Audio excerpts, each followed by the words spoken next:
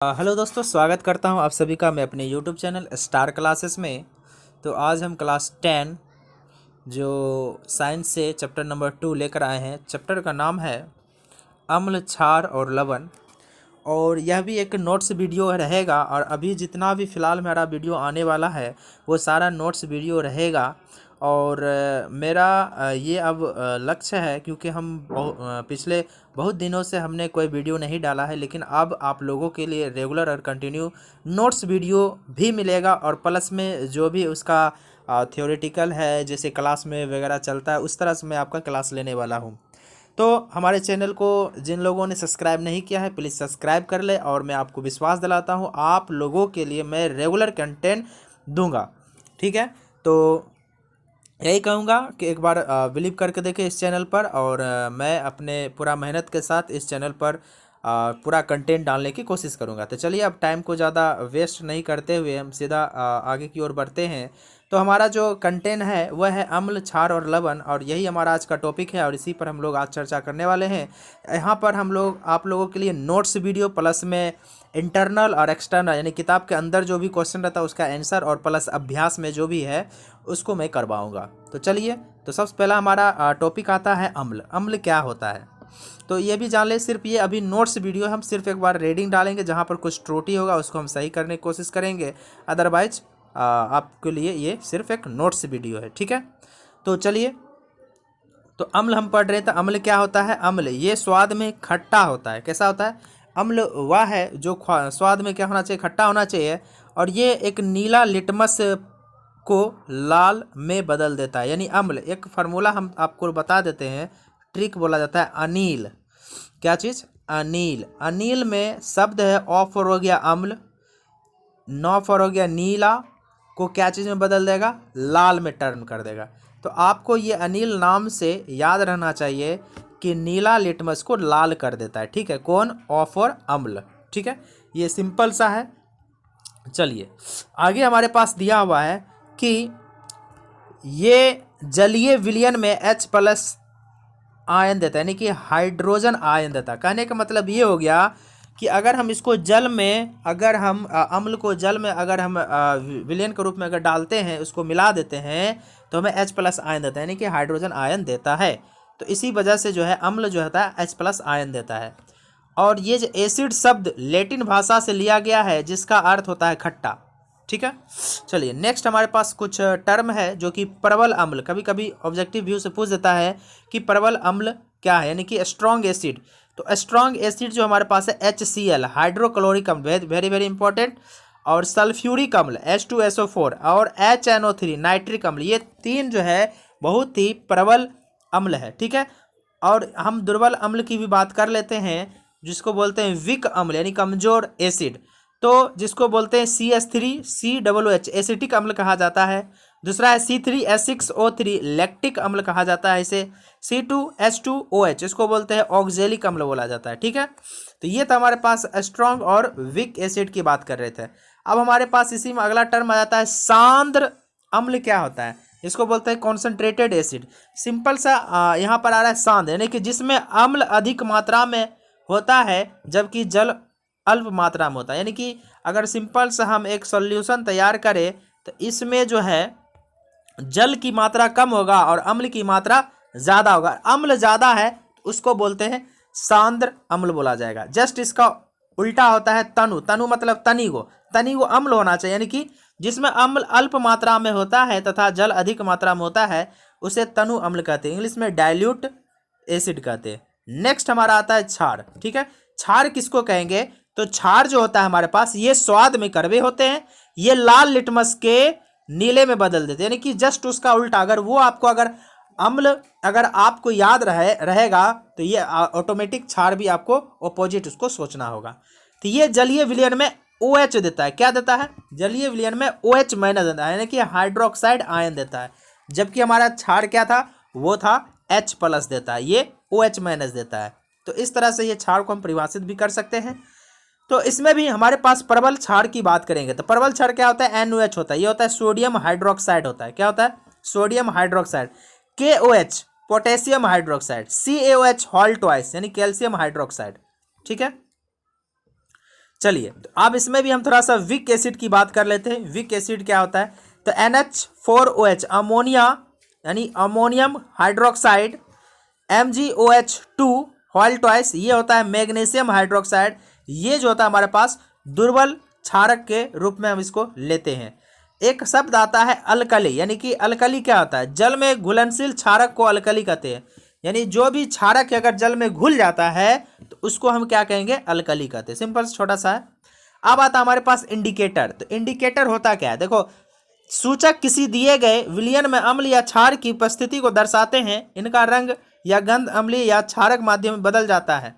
किस माध्यम में बदल जाता है? क्षारक माध्यम में बदल जाता है। यानी सिंपल से बात हो, ये एक प्रकार का इंडिकेटर होता है। मतलब नहीं होता है कि इंडिकेट करना, मतलब हमें ये बताता है कि वह अम्ल है या क्षार है।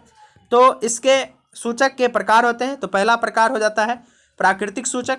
ये पौधे में पाए जाते हैं, जैसे लिटमस, लाल पत्ता गोभी, हल्दी। तो ये सब हम जानते ही हैं, हम घर में भी यूज करते हैं। तो ये सब प्राकृतिक है, नेचर वाला है, ठीक है। उसी प्रकार हमारे पास एक कृत्रिम यानी संश्लेषित सूचक। ये क्या होता है? ये रसायन वाला होता है, यानी कि प्रयोगशाला में बनाया, जैसे मेथिल ऑरेंज, ठीक है। और दूसरा हमारा होता है फिनोफ्थलीन। फिनोफ्थलीन जो होता है, ये दो को हमारे पास क्या है? ये होता है कृत्रिम सूचक होता है। ये आप इंपॉर्टेंट है, याद रखना है। पूछ लेता है कृत्रिम सूचक निम्नलिखित में से कौन सा है? तो ये दोनों में से कोई एक रहेगा ही रहेगा। ज्यादातर ये रहता है, फिनोफ्थलीन होता है, ठीक है। अगला आता है गंधीय। तीसरा नंबर होता है गंधीय सूचक। क्या होता है? इन पदार्थों की गंध अम्लीय या क्षारक माध्यम में बदल जाती है, जैसे प्याज, लौंग, तेल, ठीक है। तो ये इसका गंध से हमें पता चलता है। तो इस वजह से इसका जो गंधीय सूचक होता है प्याज, लौंग और तेल। अब हमारा है यहाँ पर कुछ सूचक का नाम दिया हुआ है, जैसे लिटमस, लाल पत्ता गोभी का रस, हाइड्रेजिया के फूल का रस, फिनोफ्थलीन, मेथिल ऑरेंज, वेनिला, हल्दी, प्याज का रस, लौंग का तेल। और यहाँ पर लिखा हुआ अम्ल के साथ रंग गंध में परिवर्तन क्या होता है, और इधर लिखा हुआ है क्षारक के साथ, ठीक है, क्या परिवर्तन होता है। तो सिंपल सा बात है, अगर लिटमस की बात करें तो अम्ल लाल में बदल जाता है और इसका जस्ट उल्टा नीला में बदल जाएगा। उसी प्रकार पत्ता गोभी में, लाल पत्ता गोभी में लाल ही रहता है अम्ल के साथ, और क्षारक के साथ हरा रहता है। उसी प्रकार हाइड्रेजिया के फूल के रस के साथ देखा जाता है ये नीला हो जाता है और क्षारक के साथ गुलाबी होता है। उसी प्रकार फिनोफ्थलीन में देखा जाता है ये रंगहीन होता है, अम्ल के साथ कोई रिएक्शन नहीं करता है, और क्षारक में क्या होता है? गुलाबी हो जाता है। उसी प्रकार होता है मेथिल ऑरेंज में, क्या होता है? अम्ल के साथ लाल हो जाएगा और क्षारक के साथ क्या हो जाएगा? पीला हो जाएगा। वेनिला में क्या होता है? समान गंध रहती है अम्ल के साथ और क्षारक के साथ कोई गंध नहीं होगा। और हल्दी में अम्ल के साथ कोई बदलाव नहीं देखने को मिलता है, यानी कि रिएक्शन नहीं करता है, जबकि क्षारक में क्या होता है? लाल हो जाता है। ये हम जनरली हम देखते भी है, धोती को जब हम कहते हैं हल्दी से रंगते तब भी हमको दिखाई देता है।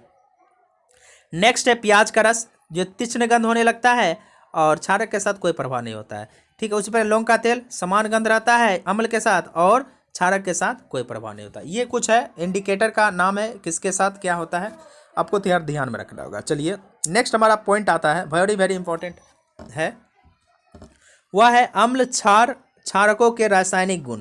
तो अम्ल और क्षारक के रासायनिक गुण क्या होता है उसको बारे में पढ़ना होगा। तो पहला गुण हमारा होता है कि धातु, पहला क्या होता है? धातु के अम्ल एवं क्षारकों के साथ अभिक्रिया, यानी अम्ल के साथ अगर अभिक्रिया करेगी, सिंपल सा बात हम बता देते हैं आपको, धातु यानी मेटल को अगर अम्ल के साथ, सिंपल सा मान लो अम्ल हमारे पास क्या है? अम्ल मान लो बोल सकते हैं अम्ल क्या हो गया? वेनिला वाला, वेनिला हमारे पास अम्ल होता है, अगर धातु के साथ रिएक्शन करेगा, सिंपल बात है वो लवण बनाएगा और प्लस हाइड्रोजन गैस बनाता है। ये शब्द आपको याद रखना होगा।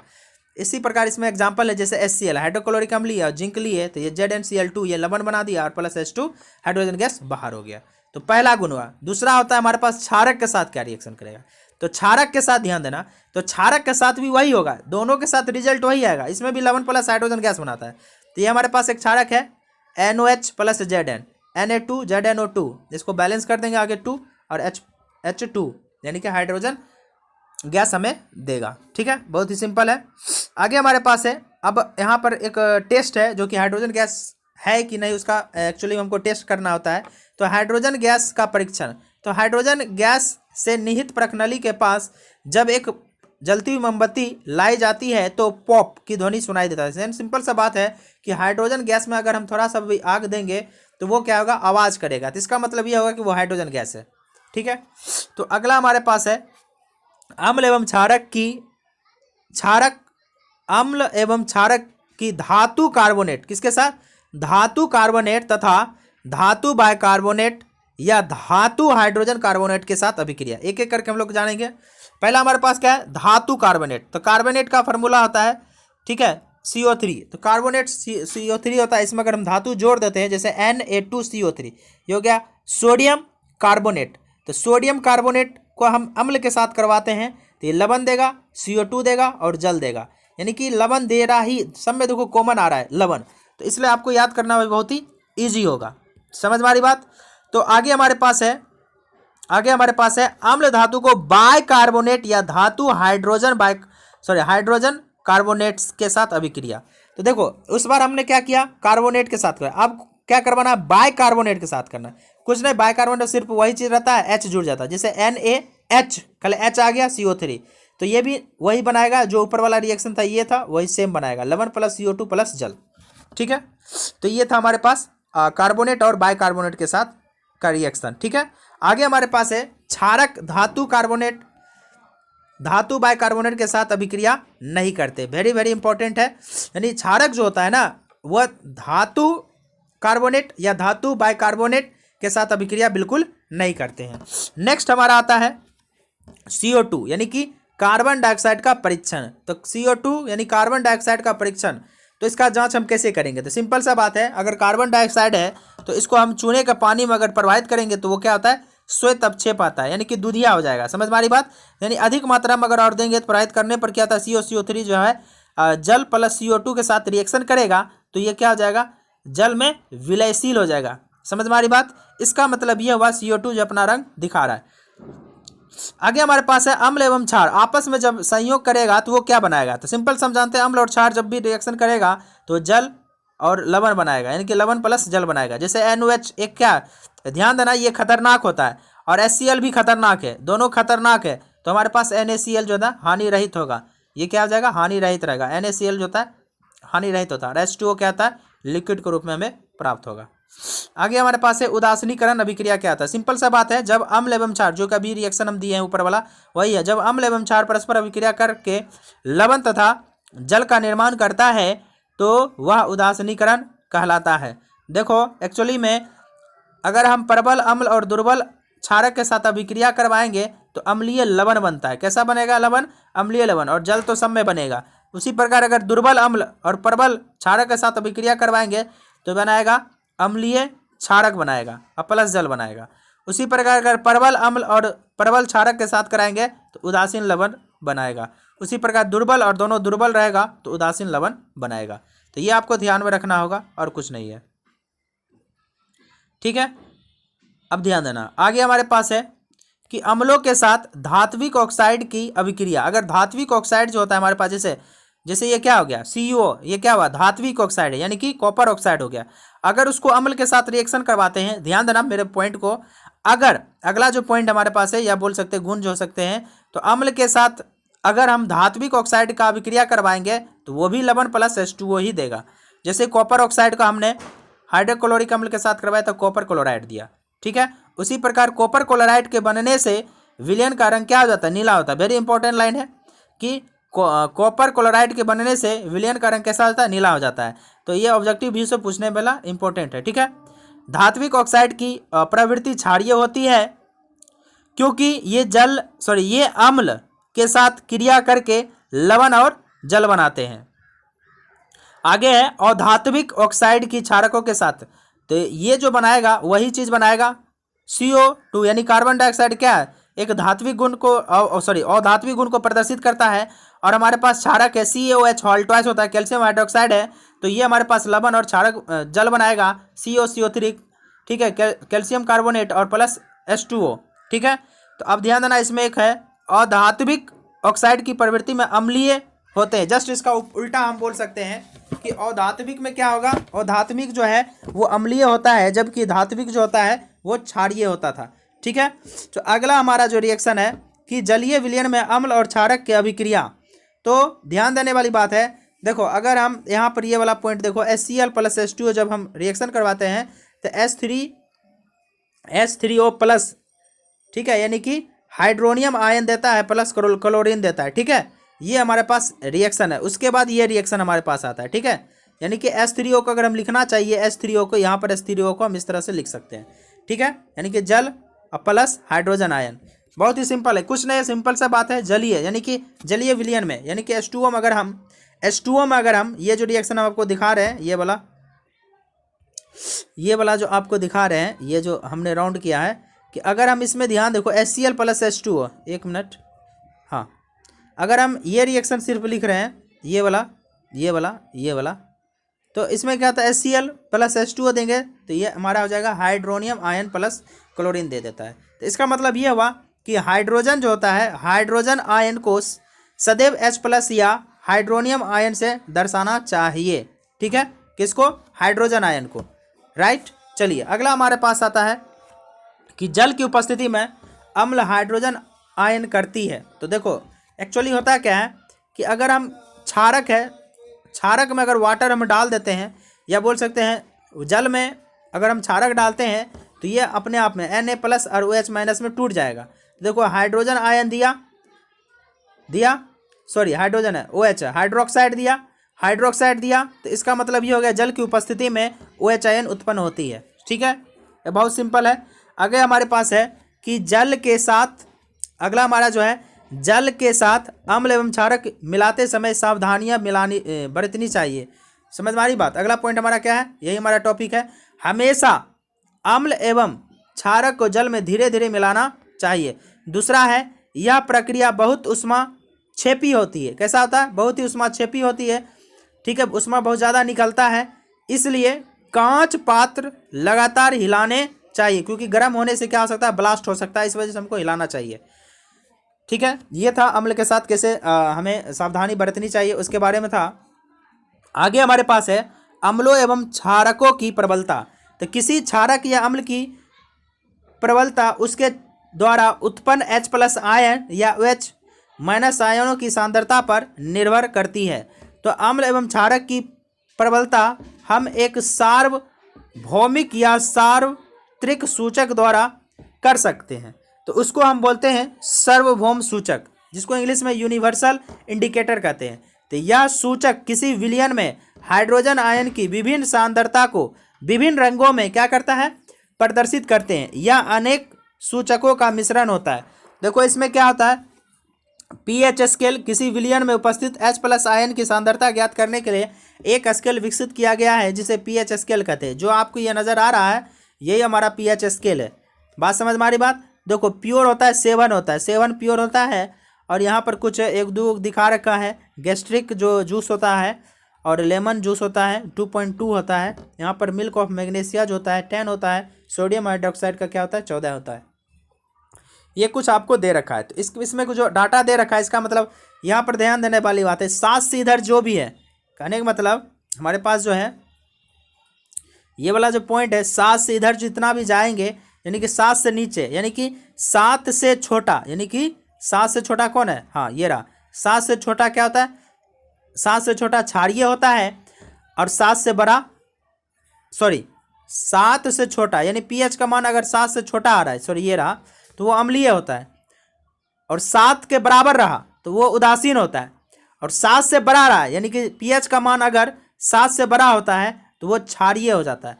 क्या हो जाता है, क्षारीय। ये वाला हमारा पॉइंट जो है, यानी 7, 8, 9, 10, 11, ये क्या होता है, ये हमारे पास क्षारीय है, ये हमारे पास क्षारीय है इस साइड। इधर वाला क्या है, अम्लीय है। इधर वाला क्या है, अम्लीय। सॉरी, समझ में आ रही होगा, अम्लीय है। क्या है, अम्लीय। क्लियर। चलिए आगे हमारे पास है, अगला जो टॉपिक हमारा आता है, दैनिक जीवन में पीएच का क्या महत्व। देखो हमारा शरीर 7 से 7.8 पीएच के बीच कार्य करता है। इससे अगर कम बेसी हो जाता है हमारा शरीर क्या होता है, डोलमाडोल होने लगता है, यानी कि खराब होने लगता है, ठीक है। आगे हमारे पास है वर्षा जल। आगे हमारे पास क्या है,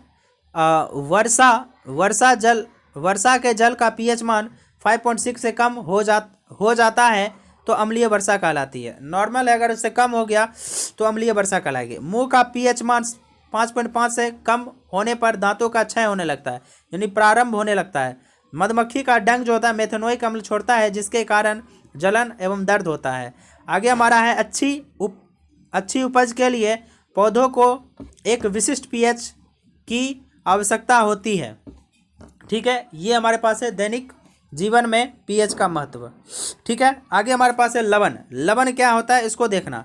तो लवण हमारे एक्चुअली में क्या होता है, लवण अम्ल एवं क्षारक की परस्पर अभिक्रिया से प्राप्त होता है। यानी सिंपल से बात करते हैं, अम्ल और क्षार जब आपस में क्रिया करती है तो वो हमारे पास लवण बनता है। ठीक है, जो कि हमने पहले भी इसको देख चुका हूँ। ठीक है, आगे हमारे पास था लवणों से रसायनों का निर्माण। तो लवण तो है, इसका उपयोग हम लोग करते हैं क्या चीज़ में, बहुत बड़े इंपॉर्टेंट है। इनमें से एग्जाम में ऑब्जेक्टिव में हो जाए या इसका उपयोग आ जाए, कहीं ना कहीं इसका जरूर आपको एग्जाम में देखने को मिलेगा यहाँ से क्वेश्चन। तो आपको ये पॉइंट जरूर याद ना, हो सकता है फार्मूला आपको देखने को मिल जाए। तो पहला हमारा होता है सोडियम हाइड्रोक्साइड NOH होता है, विरंजक चूर्ण CaOCl2 होता है। ठीक है, बेकिंग सोडा NHCO3, धोने का soda Na2CO3 into 10H2O, plaster of Paris CaSO4 into half H2O यानी 1/2। चलिए नेक्स्ट हमारा है, एक एक करके इसके बारे में हम जान लेते हैं। पहला होता है सोडियम हाइड्रोक्साइड। तो सिंपल से इसका निर्माण के बारे में हम देखा जाए, सोडियम क्लोराइड के जलीय विलयन से विद्युत प्रवाहित होने पर यह वियोजित होकर सोडियम हाइड्रोक्साइड का निर्माण करता है। ठीक है, वेरी सिंपल, NaCl है। इसको अगर हम वाटर के साथ विद्युत इलेक्ट्रिसिटी देंगे तो NOH का निर्माण हो जाएगा और Cl+ हाइड्रोजन गैस भी देगा, और इसका भी हम लोग यूज करते हैं। ठीक है, तो आगे देखो एनोड पर क्या आ जाएगा, क्योंकि ये इलेक्ट्रिसिटी द्वारा हम कर रहे थे, एक डिब्बा बना लेंगे, प्लस माइनस होता है। ठीक है, इस तरह से हम बनाया जाता है। तो एनोड पर Cl2 गैस और कैथोड पर H2 गैस उत्पन्न होता है। कैथोड के पास NOH का विलयन बनता है। ये आपका रिएक्शन हो गया। ठीक है, कहाँ पर क्या बनता है देखो, हाइड्रोजन गैस का उपयोग हम ईंधन के रूप में कर लेते हैं, और क्लोरीन का जो है जल की स्वच्छता यानी PVC CFC में हम निर्माण कर लेते हैं। रह गया NOH का निर्माण। तो NOH का जो होता है यूज होता है धातु से ग्रीस हटाने के लिए और साबुन एवं कागज बनाने में ये उपयोग किया जाता है। ये दोनों दो को ही पूछेगा। ठीक है, 2 नंबर में 2 ही उपयोग पूछेगा और आप इसको याद कर लेना। आगे है PVC। तो पॉलीविनाइल क्लोराइड जो होता है, यहाँ पर हमने लिखा है तो PVC, इसका फुल फॉर्म क्या होता है, पॉलीविनाइल क्लोराइड, और CFC क्लोरोफ्लोरोकार्बन होता है। ठीक है, चलिए दूसरा हमारा होता है विरंजक चूर्ण। क्या होता है, यानी कि CaOCl2, फार्मूला क्या होता है CaOCl2। तो शुष्क बुझे हुए चूने यानी कि CaOH हॉल ट्वाइस यानी कि कैल्शियम हाइड्रोक्साइड पर क्लोरीन की क्रिया से विरंजक चूर्ण का निर्माण होता है। तो ये हमारे पास रिएक्शन हो गया, क्लोरीन के साथ रिएक्शन कराएंगे, CaOCl2 + H2O, वाटर निकल जाएगा। अब देखो विरंजक चूर्ण का उपयोग। तो विरंजक चूर्ण का उपयोग कहाँ कहाँ होता है, वस्त्र उद्योग में सूती एवं लिनेन के विरंजक के लिए। दूसरा आता है कागज की फैक्ट्री में लकड़ी के मज्जा के विरंजन में।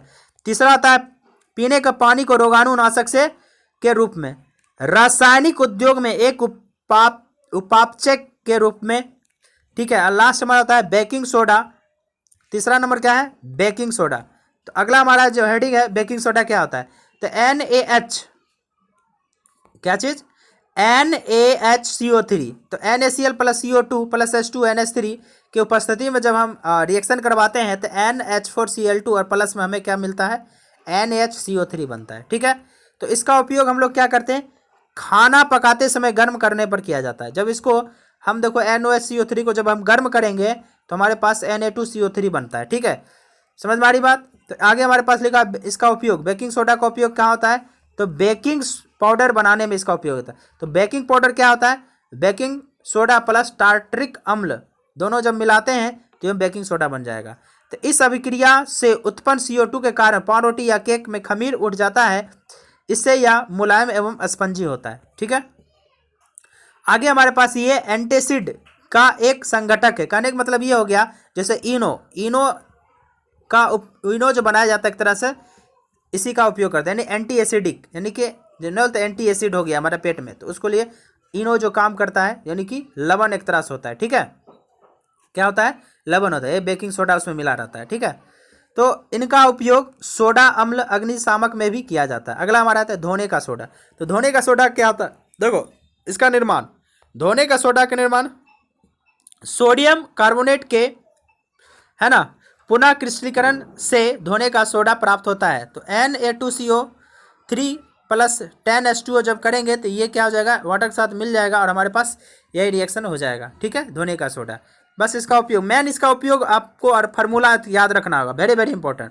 तो कांच, साबुन एवं कागज उद्योग में होता है, घरों में सफाई के लिए होता है, जल की स्थायी कठोरता हटाने के लिए होता है। ठीक है, अगला है प्लास्टर ऑफ पेरिस यानी कि पीओपी। पीओपी क्या होता है, तो इसका formula CaSO4 × H half H2 है। ठीक है, जिप्सम को 373 केल्विन पर गर्म करने पर यह जल के अणुओं को त्याग कर कैल्शियम सल्फेट यानी अर्ध हाइड्रेट बनाता है।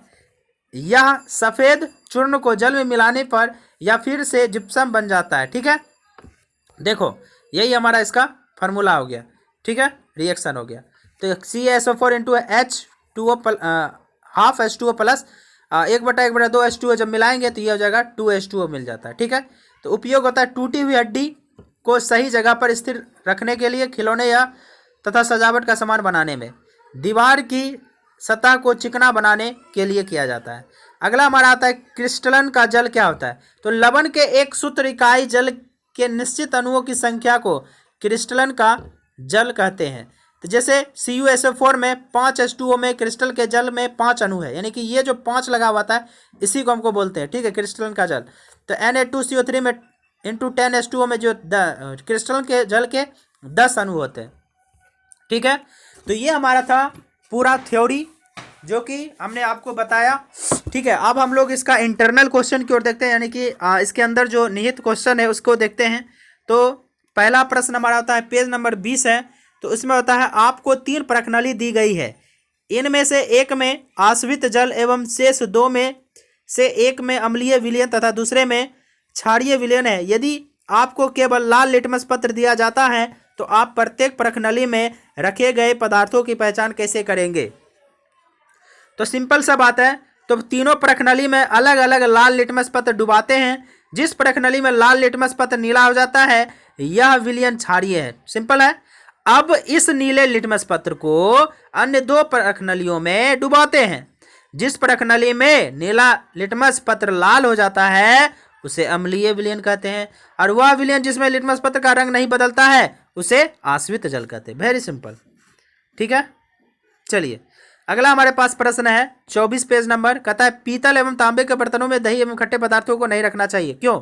देखो सिंपल सा है, दही या अन्य खट्टे पदार्थों में अम्ल होते हैं, इसलिए जब उन्हें पीतल एवं तांबे के बर्तनों में रखा जाता है तो अम्ल धातु से क्रिया करके हानिकारक उत्पाद बनाता है, जिससे भोजन खराब हो जाता है और खाने योग्य नहीं रहता है। ठीक है, सिंपल सा बात है। अगला प्रश्न है धातु के साथ अम्ल की अभिक्रिया होने पर सामान्यतः कौन सी गैस निकलती है, एक उदाहरण के द्वारा समझाइए। इस गैस की उपस्थिति की जांच आप कैसे करेंगे।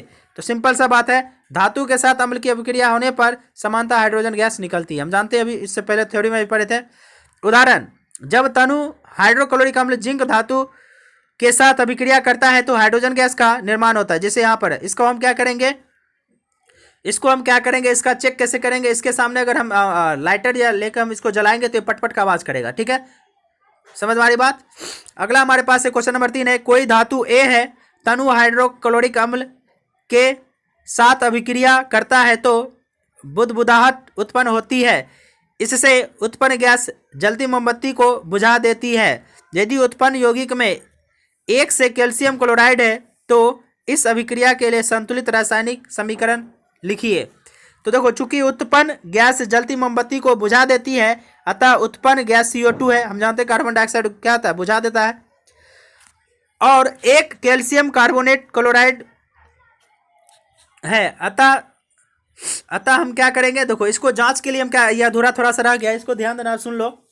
इसको हम क्या करेंगे, देखो यहाँ पर क्या करा है, इसकी जांच हम कैसे करेंगे। तो वही आपको याद होगा कि हम CO2 क्या चीज़ से किए थे, यानी कि बुझा हुआ चूना के साथ हम जब इसको रिएक्शन करवाते हैं तो ये क्या आता है, सिंपल सा उसका रंग दूधिया हो जाता है। इसका मतलब हमारे पास ये है कि ये CO2 क्या है, वह एक हमारे पास CO2 गैस ही है। ठीक है, आगे हमारे पास ये देख रखा है कि बोल रहा है पेज नंबर 27 में HCl HNO3 आदि जलीय विलयन में अम्लीय अभिलक्षण को क्यों प्रदर्शित करते हैं, जबकि अल्कोहल एवं ग्लूकोज जैसे यौगिक के विलयनों में अम्लीयता के विलक्षण नहीं प्रदर्शित करते हैं। जैसे इसका आंसर हो जाएगा HCl HNO3 आदि जलीय विलयन में H+ आयन देता है, अतः ये अम्लीय अभिलक्षणों को प्रदर्शित करते हैं।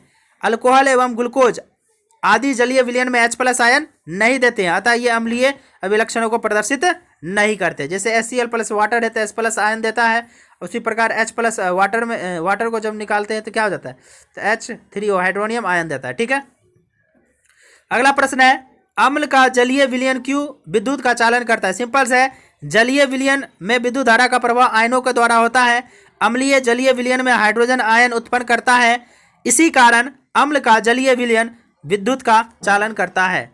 अगला प्रश्न हमारा आता है कि शुष्क हाइड्रोक्लोरिक गैस शुष्क लिटमस पत्र के रंग को क्यों नहीं बदलती है। तो सिंपल से इसका आंसर हो जाएगा शुष्क हाइड्रोक्लोरिक गैस शुष्क लिटमस पत्र के रंग को नहीं बदलती है, क्योंकि शुष्क वातावरण में H+ आयनों का निर्माण नहीं हो पाता है। ठीक है, अगला है क्वेश्चन नंबर 4 है कि अम्ल को तनुकृत करते समय यह क्यों अनुशासित करते हैं कि अम्ल को जल में मिलाना चाहिए, ना कि जल को अम्ल में। तो इसका आंसर सिंपल हो गया कि जल को अम्ल में मिलाने से अत्यधिक उष्मा का निर्माण होता है। उत्पन्न उष्मा के कारण प्रयोग में उपयोग किया जा रहा कांच का पात्र भी टूट सकता है, जिससे आप जल सकते हैं। अतः अम्ल को सदैव धीरे धीरे तथा जल को लगातार हिलाते हुए जल में मिलाना चाहिए। ठीक है, चलिए नेक्स्ट क्वेश्चन है अम्ल को विलयन को तनुकृत करते समय हाइड्रोनियम आयन की सांद्रता कैसे प्रभावित होती है। तो अम्ल के विलयन को तनुकृत करते समय हाइड्रोनियम आयन की सांद्रता कम होने लगती है। जैसे जैसे हम उसमें जल की मात्रा बढ़ाते हैं, उसमें प्रति इकाई आयतन में हाइड्रोनियम आयन की मात्रा कम होने लगते हैं और अम्ल की अम्लता घट जाती है। अगला प्रश्न है कि जब सोडियम हाइड्रोक्साइड विलयन में अधिकाय क्षारक हो तो हाइड्रोक्साइड आयन की सांद्रता कैसे प्रभावित होती है। तो इसका आंसर है क्षारक में हाइड्रोक्साइड आयन की सांद्रता अधिक होती है, इसलिए जब सोडियम हाइड्रोक्साइड विलयन में अधिक क्षारक मिलाते हैं तो हाइड्रोक्साइड आयन OH की सांद्रता और अधिक हो जाती है। अगला हमारे पास है पेज नंबर 31 का। आपके पास दो विलयन A और B है। विलयन A के pH मान 6 है एवं विलयन B के pH मान 8 है। किस विलयन में हाइड्रोजन आयन की सांद्रता अधिक है? इसमें से कौन अम्लीय है तथा कौन क्षारीय है? तो इसका आंसर हो जाएगा विलयन A में हाइड्रोजन आयन की सांद्रता अधिक है क्योंकि इसका pH मान कम है। विलयन A अम्लीय है क्योंकि pH मान इसका 7 से कम है। विलयन B क्षारीय है क्योंकि इसका pH मान 7 से अधिक है। अगला है H+ आयन की सांद्रता का विलयन की प्रकृति पर क्या प्रभाव पड़ता है? तो आंसर हो जाएगा H+ आयन की सांद्रता बढ़ने पर विलयन की अम्लता बढ़ती है और H+ आयन की सांद्रता कम होने लगती है। अम्लता कम होती है अथवा क्षारीयता बढ़ती है। नेक्स्ट प्रश्न है क्या क्षारकीय विलयन में H+ आयन होते हैं? अगर हाँ तो यह क्षारकीय क्यों होते हैं? अगला इसका आंसर हो जाएगा क्षारकीय विलयन में H+ आयन भी होते हैं परंतु इनकी सांद्रता OH आयन की सांद्रता से बहुत कम होती है। आयन की सांद्रता अधिक होने के कारण ही ये क्षारीय होते हैं। क्वेश्चन नंबर 4 है कोई किसान खेत की मृदा की किस परिस्थिति में बिना बुझा हुआ चूना यानी कैल्शियम ऑक्साइड बुझा हुआ चूना यानी कैल्शियम ऑक्साइड या चौक कैल्शियम का उपयोग करेगा? तो इसका आंसर है मृदा के अम्लीय वर्षा के कारण अम्लीय हो जाने पर किसान खेत में बिना बुझा हुआ चूना यानी कि कैल्शियम ऑक्साइड बुझा हुआ चूना कैल्शियम हाइड्रोक्साइड या चौक आदि का पदार्थ का उपयोग करता है। अगला है पेज नंबर 36। ठीक है, तो ध्यान से देना है COCl2 यौगिक का प्रचलित नाम क्या है? तो इसका आंसर हो जाएगा विरंजक चूर्ण जिसको ब्लीचिंग पाउडर कहते हैं, ब्लीचिंग पाउडर। अगला है उस पदार्थ का नाम बताइए जो क्लोरीन से क्रिया करके विरंजक चूर्ण बनाते हैं। तो हो जाता है कैल्शियम हाइड्रोक्साइड। अगला है कठोर जल को मृदु करने के लिए किस सोडियम यौगिक का उपयोग किया जाता है? तो इसका आंसर हो जाए धोने का सोडा यानी वॉशिंग सोडा। नेक्स्ट क्वेश्चन है सोडियम हाइड्रोजन कार्बोनेट के विलयन को गर्म करने पर क्या होगा? इस अभिक्रिया के लिए समीकरण लिखिए। सोडियम हाइड्रोजन कार्बोनेट के जलीय विलयन में गर्म करने पर सोडियम कार्बोनेट तथा कार्बन डाइऑक्साइड का निर्माण होता है। ठीक है, इसका रिएक्शन ये रहा। आगे हमारे पास है प्लास्टर ऑफ पेरिस की जल के साथ अभिक्रिया के लिए समीकरण लिखे। तो देखो CaOSO4 half H2O plus 1/1/2 H2O को जब हम करेंगे तो CaSO4 इंटू 2H2O का निर्माण होता है। ठीक है, चलिए अब हम आगे की ओर बढ़ते हैं। अभ्यास पेज नंबर 37 और ये हमारा अभ्यास है और लास्ट हो जाएगा। कह रहा है कोई विलयन लाल लिटमस को नीला कर देता है, इसका मतलब उसका pH मान क्या है, 10 है। आगे हमारे पास है कोई विलयन अंडे के पिसे हुए कवच से अभिक्रिया कर एक गैस उत्पन्न करता है जो चूने के पानी को दूधिया कर देता है। इस विलयन में क्या होगा, HCl होगा। आगे है हमारे पास NH का 10 ml विलयन HCl के 8 ml विलयन से पूर्णतः उदासीन हो जाता है। यदि हम NH के उसी विलयन का 20 ml ले तो इसे उदासीन करने के लिए HCl के विलयन की कितनी मात्रा होना आवश्यक है, तो 16। आगे हमारे पास है अपच का उपचार, यानी कि हमारे पास ये अपच लिखा हुआ है। अपच का उपचार करने के लिए निम्न में से किस अवधि का उपयोग करते हैं, एंटीसिड का उपयोग करते हैं जो को इनो होता है।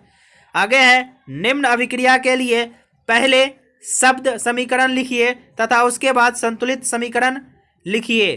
तो देखो तनु सल्फ्यूरिक अम्ल दानेदार जिंक के साथ अभिक्रिया करता है। तो देखो तो ये हमारे पास क्या हो गया, H2SO4 प्लस Zn और Zn plus SO4 plus H2। तो हमारे पास क्या हो गया, ये हो गया हमारे पास इधर है सल्फ्यूरिक अम्ल और जिंक और प्लस जिंक सल्फेट बनेगा और प्लस हाइड्रोजन बनता है। आगे हमारे पास है नंबर 2 तनु हाइड्रोक्लोरिक अम्ल मैग्नीशियम पट्टी के साथ अभिक्रिया करती है। तो ये हमारे पास रिएक्शन यहाँ पर दिया हुआ है। ठीक है, अगला हमारे पास है तनु सल्फ्यूरिक अम्ल एल्युमिनियम चूर्ण के साथ अभिक्रिया करता है। तो देखो ये हमारे पास है सल्फ्यूरिक अम्ल H2SO4 और एल्युमिनियम है, तो ये हमारे पास क्या बनेगा, तो Al2SO4 बनेगा और H2 हाइड्रोजन गैस देता है। ठीक है, उसी प्रकार हमारा लास्ट है तनु हाइड्रोक्लोरिक अम्ल लोह के रेतन के साथ अभिक्रिया करता है। तो क्या होता है, Cl जब Fe के साथ अभिक्रिया करेगा तो FeCl3 बनाता है प्लस हाइड्रोजन गैस बनाएगा। आगे हमारे पास है कि अल्कोहल एवं ग्लूकोज जैसे यौगिक में भी हाइड्रोजन होते हैं, लेकिन इनका वर्गीकरण अम्ल की तरह नहीं होता है। एक क्रियाकलाप द्वारा साबित करें। तो देखो इसका आंसर कुछ इस तरह से होगा हमारे पास। तो एक कॉर्क पर 2 कीले लगाकर कॉर्क को के बीकर में रख दीजिए। चित्र के अनुसार कीलों को बोल्ट की एक बैटरी के दोनों टर्मिनल के साथ एक बल्ब तथा स्विच के माध्यम से जोड़ दीजिए। अब बीकर में थोड़ा सा तनु अम्ल विलयन डालकर विद्युत धारा प्रवाहित कीजिए। इस क्रिया को अल्कोहल विलयन के साथ अलग अलग दोहराइए। हम देखते हैं कि बल्ब केवल तनु अम्ल की स्थिति में ही जलता है। इससे यह पता चलता है कि ग्लूकोज और अल्कोहल की स्थिति विद्युत प्रभाव नहीं होता है, क्योंकि यह विलयन में हाइड्रोजन आयन उत्पन्न नहीं करता है। ठीक है, चलिए नेक्स्ट हमारे पास है 7 नंबर प्रश्न है, आश्रित जल विद्युत का चालन क्यों नहीं होता है जबकि वर्षा जल होता है। देखो सिंपल से इसका आंसर हो जाएगा, आश्रित जल H+ आयन तथा OH आयनों में पृथक नहीं होता है। वर्षा के जल में अम्ल एवं आयन अन्य अशुद्धियाँ होती है, इसलिए वर्षा के जल में H+ OH आयनों की उपस्थिति होती है। इन आयनों की उपस्थिति के कारण वर्षा का जल विद्युत का चालन करती है। अगला प्रश्न है, जल की अनुपस्थिति में अम्ल का व्यवहार अम्लीय क्यों नहीं होता है। तो इसका आंसर हो जाएगा, अम्ल जलीय विलयन में विघटित होकर हाइड्रोजन आयन उत्पन्न करता है जो उनकी अम्लीयता के अभिलक्षण को प्रदर्शित करते हैं। जल की अनुपस्थिति के कारण हाइड्रोजन आयन उत्पन्न नहीं हो पाते हैं, इसलिए जल की अनुपस्थिति में जल अम्ल का व्यवहार नहीं होता है।